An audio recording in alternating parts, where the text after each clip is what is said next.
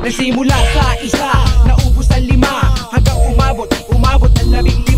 Pagdating ng 20, hindi na makatayo. Busog na busog, lubog na sa pagkaupo. Yan na nga ba sinasabi, hindi naman babae. Cheers pare. Bakit maraming may hirap na Pilipino nasa bracket pa rin ako mismo ng pwedeng lower middle o up o middle o upper middle. Ay, nakita mo yung lumabas na bagong figure na pag 2021 yata pag middle income, lower income. Ang nabasa ko 2023 para minimum wage na nagre-range ng 13K o 14K, considered siyang poor sa apat na membro na pamilya. So 13K, 14K pag-aasahin ng isang pamilya na may 4 na membro. So mga parang kinupit ko siya parang 110 each member per day. Bahala kang mag-budget doon, kasama na kuryente, bahay, pagkain, toiletries. Paano ba sa karinderya ngayon yung decent na parang may na 50, no? May, kasi gulay plus o isang meal pa lang yun. So 150 boss. Sa kung may ganun kang income, hindi ka magkakarinderya. Pare, i-shot mo pare. Magluluto ka talaga. Sa bagay. Tapos apat kayo nakakain. Yung middle class nasa 43 to 76K. Middle class yun. So yung poor naman 10,000 monthly income. Yun na yung pinaka Hindi pa ako lasing. Poor and below 10,000 and below monthly. Tapos yung low income, ano bang source to? Esquire. Hindi ko alam po anong year to. Parang 2023 din ata to. Low income but not poor. Isa pa tayo o banlaw na? 10,900 to 21,900 monthly yun. Tapos yung lower middle 21,900 to 43K. Tapos yung middle 43K to 76K. Tapos yung upper middle 76K to 131. Tapos yung upper middle but not rich 131K to 219K. Tapos yung rich 219K pataas. Monthly yan. Monthly. So marami ng CEO na influence. Dahil more than 200 plus na yung kinikita nila. Spicy hotdog order ko Yun. Okay na kayo doon? So, bago tayo magsimula sa tanong, may share lang akong parang sa opinion ko, ginawa akong science na kung paano mo masasabing mahirap yung mga Pilipino. Una, yung siguro based doon sa experience ko. Hindi ako galit. Sa lugar namin. Tsaka tingin ko din sa ibang community din, like sa barangay o sa streets yan, na kayo magkakilala kayo. Cheers pare. And kahit din naman sa mga balita, ganun din tumataas yung crime rate. So dumadami yung holdupper, dumadami yung magnanakaw, tapos akyat bahay. So alam, natitiktikan na nila kung sino yung i-shot mo. Sino yung may kaya.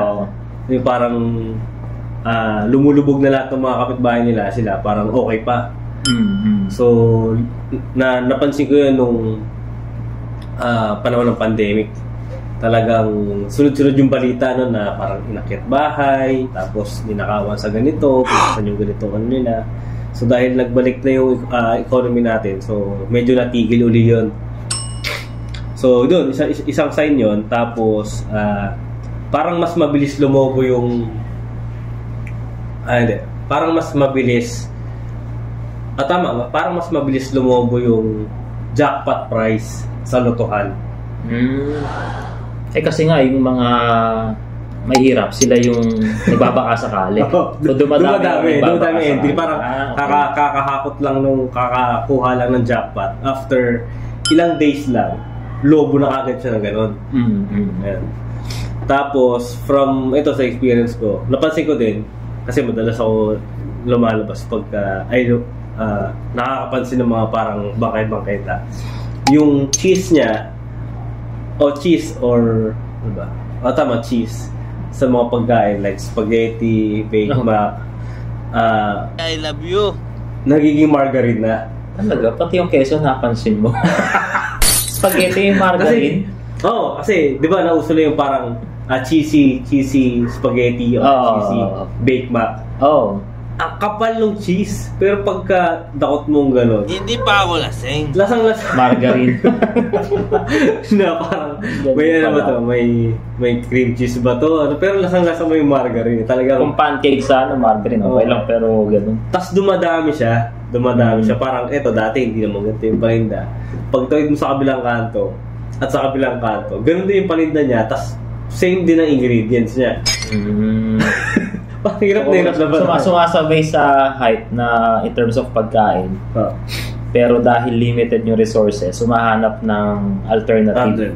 Pero mukha pa ding legit na hype na pagkain.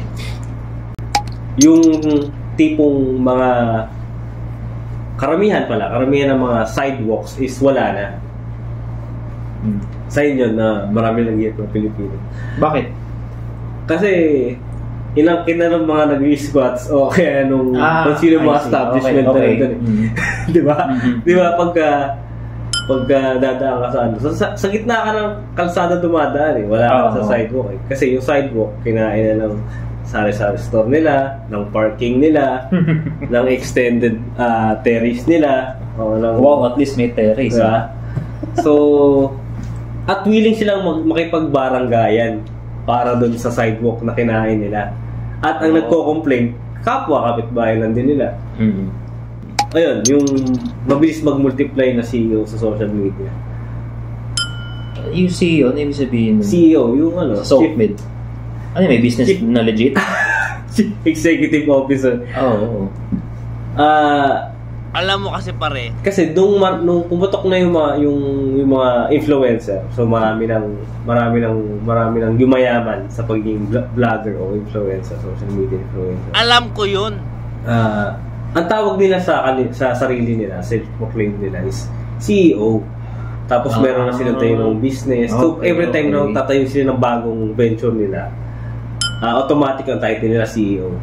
Okay, so parang hype na rin yung malabel kang CEO. Tapos yung content nila, hindi naman sa lahat, pero yung iba doon talaga basura yung content. Pero makikita parang kumakain ng hollow blocks, gano'n, yung kumakain ng kahit lang, basta na parang wala kang mapupulutang aral, pero ang daming viewers, ang daming nanonood, ang daming tawag dito, kumakagat dun sa content nila. So, pero pag inalam mo yung mga nagko-comment at the same time nagpo-follow, parang wala, parang bulak-bul kaya wala sa eskwelahan Lahat sila nakatutok sa cellphone alam naman natin yung education system natin talagang parang napabayaan So, mas marami kang matututunan o makukuha ang information sa cellphone, sa internet. Saka mas madaling i-access. Parang ang equivalent nga ng internet natin ngayon, Facebook Diba? Doon tayo kumukuha ng mga... Search ka na, parang Google yun parang gano'n na. Ayan. Tapos yung mas maraming foreign owner na foreign business owner sa city o sa mismong bansa natin versus sa Filipino business owner. At yung company na yon, regardless na bago lang o maliit o malaki, automatic karamihan dyan, majority is Pinoy ang mga trabador. So dumadami yun. Even yung owner ng mga property ng real estate, foreign investor o foreign owner, hindi talaga siya local. So isang sign yun, tingin ko,